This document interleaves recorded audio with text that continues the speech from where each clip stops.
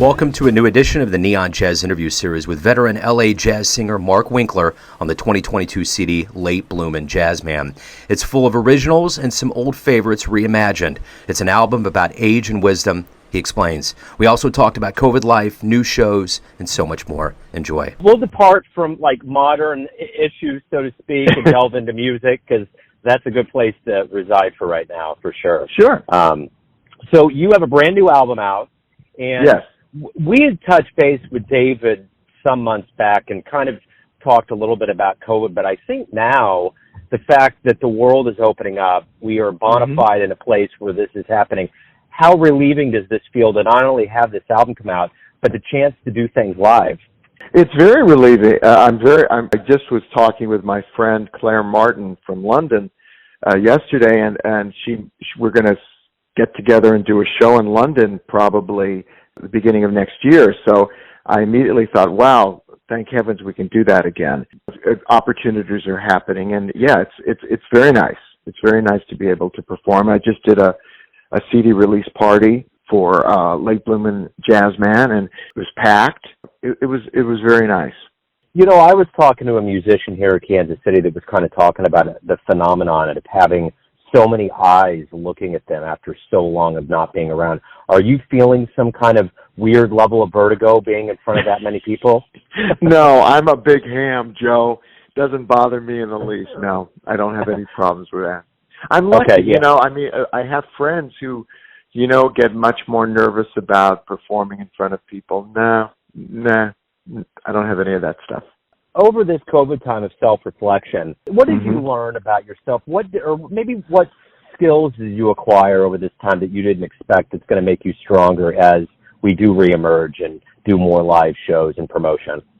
Well, I realize that I'm lucky to have a life that I can do a lot of the stuff that I normally do, even during the pandemic. So I kept writing songs. I made an album with David Benoit, you know, by hook or by crook. I cleaned out my garage, you know, which was a big chore. And I also wrote a book on songwriting, on lyric writing, which hopefully will be published next year.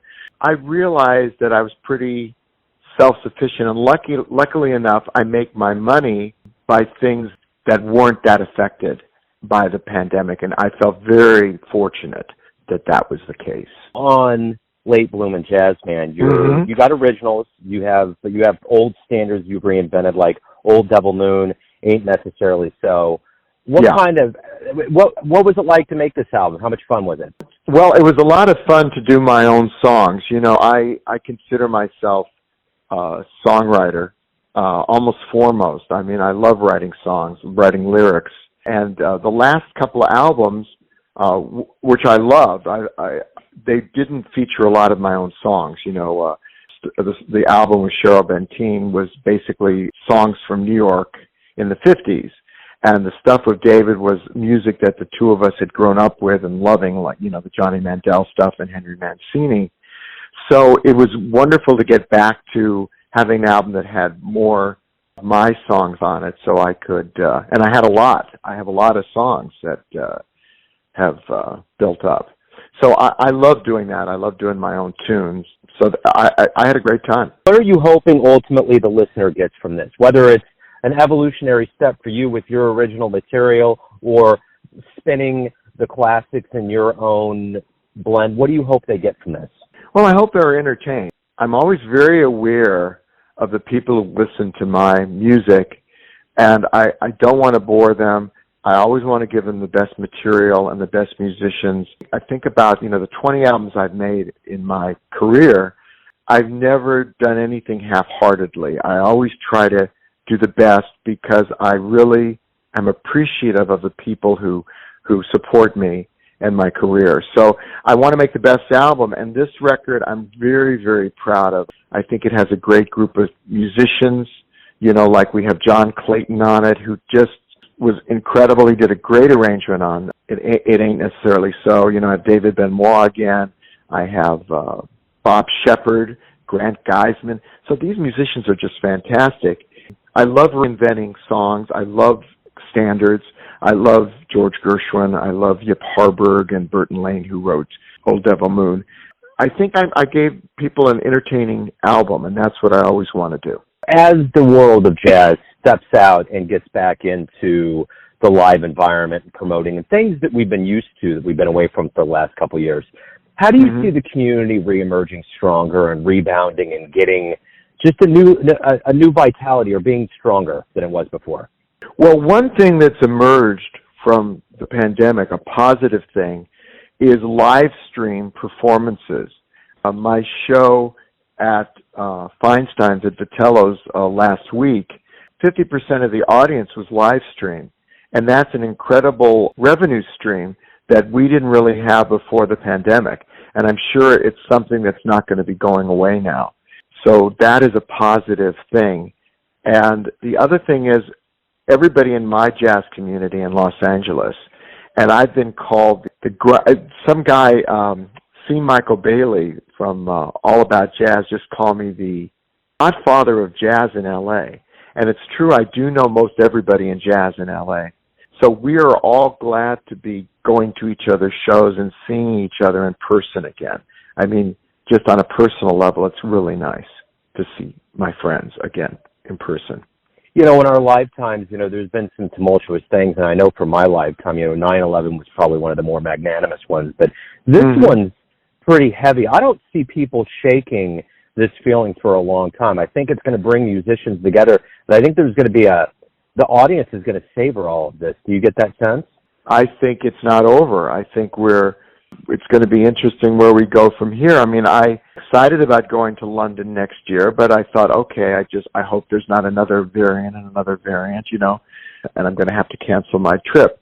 So we're not out of the woods yet, and it's already been 2 years, 2 solid years, and I don't know about you, Joe, but when I think about the 2021, it's one big, I can't remember which one was 2000 and which one was 2021. It just sort of seems like a blur, Yeah, I think it's going to always affect, it's one of the major events in my life. Things look good right now, so I'm a positive guy, so I'm going to go with that. I think you're totally onto it. I think there's a phenomenon with all of us that have lived through this for the last couple of years. Everything really is blending together. It's like a big candle just melted, and all of the wax is one blob. Yeah, that's a very good metaphor. Yeah, it really is.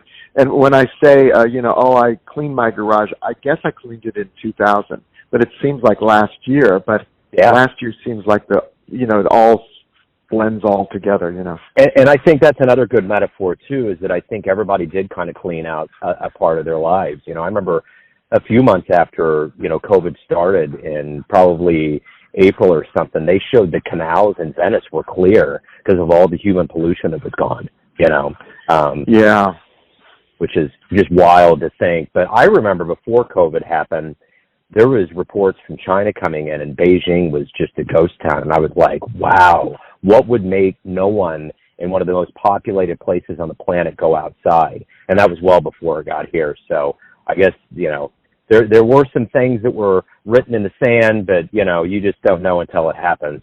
So yeah, well, when I lost my husband, I joined a grief group, which was a really good thing to do. The person who led the group said to all of us, it wasn't one of the first questions. It was when we were into it, maybe a couple of months into the grief group.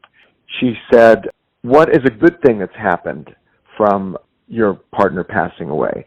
And a lot of the people got very upset about that. Well, there was nothing good. And I immediately, my husband was a pack rat. So the first thing I did was clean up the house, take all the junk away. Cleaned up his garage too. So that was the good thing that happened. So there's almost always something good that happens, even from the worst calamities we may face. So, there were good things that happened from that. I'll never forget the first couple of weeks of the pandemic when we were all inside, nobody was going out. The sky in Los Angeles, I never saw it bluer. The birds were singing louder than I've ever heard them because there was no traffic on the freeways. There were all these, the streets were clear. We could get anywhere we wanted to go. There were positive things. There were, and over the pandemic, I interviewed hundreds and hundreds of musicians, and I have a 17-year-old special needs son and a 16-year-old stepdaughter who's 16 going on 30. And I would put the interviews on speaker, and the timbre and tenor of all of the voices were overwhelmingly positive.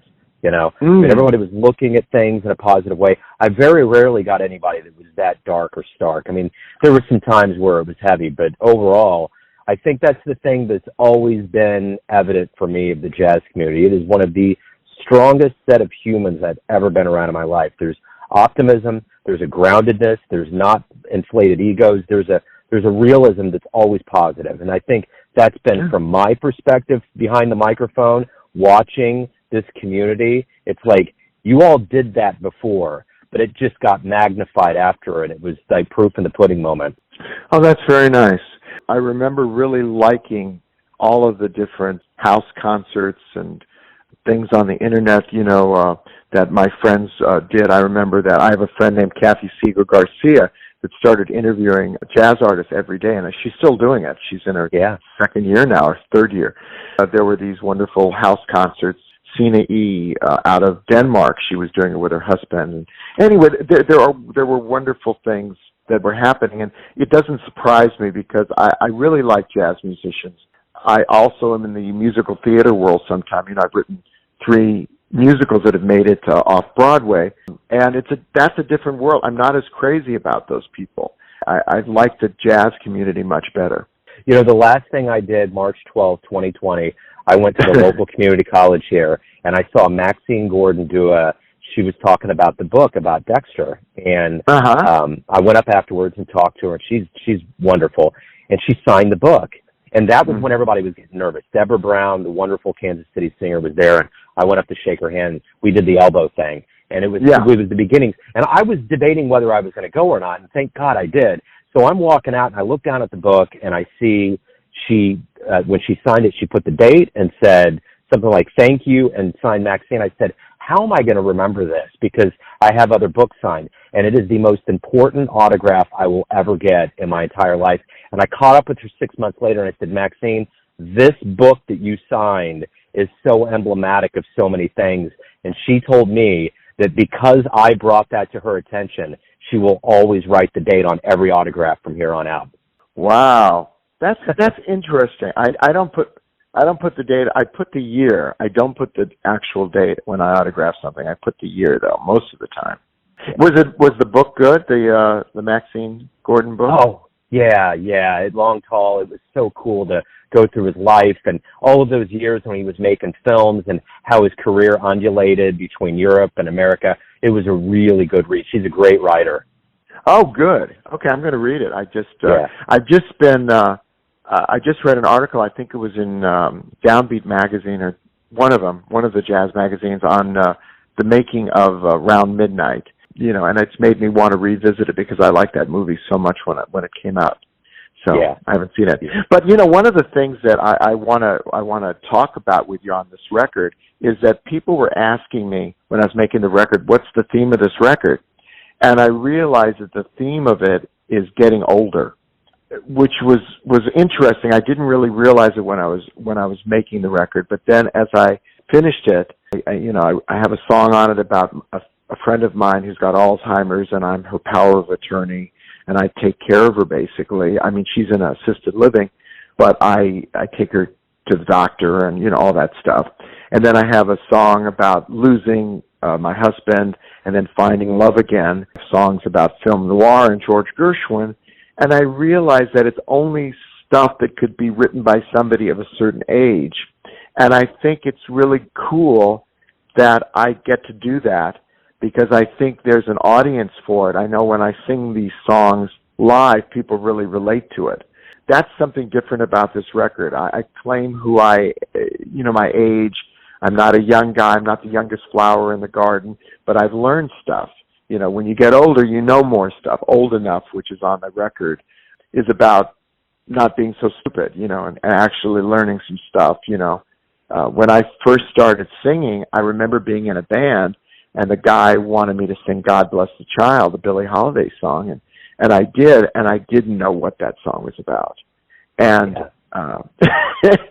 yeah. And I remember singing it and thinking to myself, oh, when I get older, I'll know what this song is about. So weird. And definitely I know what it's about now. One of the most vital things that an artist can have is a mirror, looking within yourself and documenting the wisdom and the life and the hardships. And I think there's a cathartic nature that would have to go into that for you to cover these topics, like your husband and all of that, to like, because you have to go through your stages of grief and get over all of it. Yeah. Well, I wrote In Another Way, which is a song. I wrote that about 5 years after he passed. So I wrote a couple of songs. I wrote a song that I did an album right after he died called The Company I Keep. And on it I did a song called The Sum, which was basically saying, yes, his dying is a terrible thing, but it's only one part of his life. And that the sum of his life was so much more than just that. I mean, that was what that song was about. So 5 years into it, I sort of had a different, I'd had a little space. And actually I realized that he'd become a memory, which was a terrible thing to suddenly realize that somebody who you loved more than anybody in the world was just a memory that you looked at like a snapshot every now and then. All of this stuff is a mirror, and it to me, it has to move me, and it has to be real and true before I let other people see it.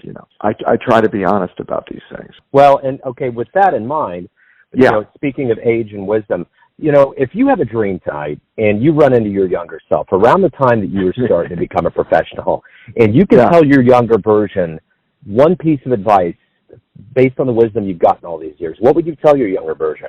Oh, man, I was insufferable. I was so ambitious and egotistical and driven. I would just say, no, let go a little bit. It's going to be fine. You're going to get a lot of your dreams are going to come true. Just relax a little bit. Enjoy life a little bit more along the way, this part. Because I really didn't. Luckily I met Richard when I was 31. He allowed me to enjoy life more. My life became a better life because of him. But before that, I was just so driven and trying so hard to make it and all that. So I would definitely tell myself, it sounds a cliche, but it's going to be better. It's going to get better. So just relax a little bit. Let's get to the good business, Mark, here of any upcoming shows you want to announce, best place for people to pick up the new album, that kind of thing. I'm going to be performing at Pangea in New York, September 14th. I'm going to be doing a gig at a church in Santa Monica, the Mount Olive Presbyterian Church. They have like a jazz Vesper service. That's going to be Mother's Day in Los Angeles and Santa Monica. You can find out anything about me on my website, markwinklermusic.com. You can pick up the record on Amazon, Apple, Spotify, Tidal, all of the downloading, streaming, and actually buying the actual CD. I'm all over the place. Man, Mark, it's always great to catch up with you. Thank you for taking some time out. Good luck with everything. Joe, thanks so much for supporting me, and this is our second interview, and I really appreciate it. Thanks for listening and tuning in to another Neon Jazz interview. We give you a bit of insight into the finest singers in LA, Kansas City, and spots all over the globe, giving fans all that jazz. And thanks to Mark for his time and stories. If you want to hear more interviews, go to Famous Interviews with Joe Domino in the iTunes Store. Visit neonjazz at youtube.com. And for everything Neon Jazz, go to the neonjazz.blogspot.com. And finally, for everything Joe Domino related, go to joedomino.com. And if you feel so inclined, donate to the Neon Jazz cause. Until next time, enjoy the jazz, my friends. Don't be blue. Neon Jazz.